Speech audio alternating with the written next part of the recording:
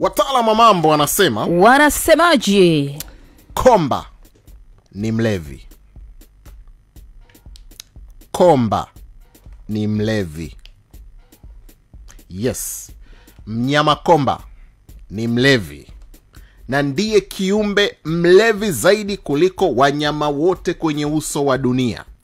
Ukiachana na sura yake ya kilevi, nadhani tunamjua komba, yule mnyama yule anapenda sana kurukaruka, anaenda huko anaenda kule, ana macho makubwa hivi. Ukiachana na sura yake ya kilevi, komba akilewa huwa na tabia ya kulala hovyo bila sababu ya msingi, na anapenda kulia.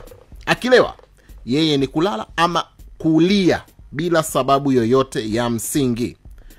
Anaweza kawa ametulia hivi ghafla akaanza kulia. Huyo ni mnyama komba akiwa amelewa.